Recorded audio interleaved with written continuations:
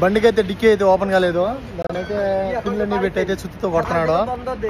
వాళ్ళకి ఇలాంటి బండ్లు ఎన్నో ఎక్స్పీరియన్స్ గా చేస్తారు కాబట్టి వర్క్ అయితే దీనైతే చాలా సింపుల్ గా అయితే తీసేసినాడు. నేనైతే ఆశ్చర్యపడిపోయినాను. చూపిస్తా చూడండి. లాక్ పిన్లు అయితే లోపల అయితే కొట్టి చాలా సింపుల్ గా అయితే డిక్కీ అయితే ఓపెన్ చేసేసాడు.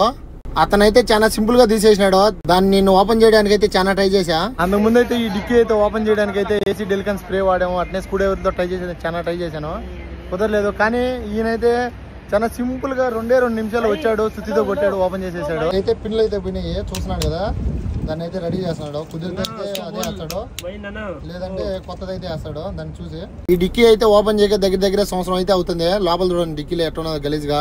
ఇవన్నీ అయితే క్లీన్ చేసి అయితే మళ్ళీ బాగా నీట్ గా పెట్టుకోవాలి. చాక్లెట్ కవర్లు అలాగే జ్యూసులు కింద అయితే పోయి చాలా అయితే గలీజ్ గా అయితే ఉండింది. అలాగే బండికి సంబంధించి ఆయిల్ కూడా ఉండింది, అది కూడా అయితే కొద్దిగా అయితే లీక్ అయిపోవడంతో గలీజ్ అయిపోయింది. తర్వాత అయితే అన్ని సర్దుకున్నాను నీట్ గా. లోపల అయితే ఈ పక్కన అయితే బండికి సంబంధించి కటన్ కొట్లు ఉన్నాయి, ఇక్కడైతే బండి సామాన్లు ఉన్నాయి. ఆ పక్క పక్క అయితే జాకీ రాడ్లు అన్ని పెట్టుకున్నాను. ఇవైతే సీట్లు అయితే ఇరిగిపోయినాయి. అలాగే బ్రేక్ లైట్లు కూడా 2 అయితే పగిలిపోయినాయి, డ్యామేజ్ అయినాయి. ఇప్పుడైతే ఈ రెండింటిని అయితే మార్చేయాలి. మొత్తానికి అయితే రైట్ సైడ్ లో లెఫ్ట్ సైడ్ అయితే బ్రేక్ సెట్ అయితే మార్చేసాము. డిక్కీ లాక్ వర్క్ అయితే అయిపోయింది. అలాగే బ్రేక్ సెట్ అయితే కొత్తగా వేసేసాము. వచ్చే వీడియోలో మళ్ళీ కలుద్దాం. Please like and subscribe.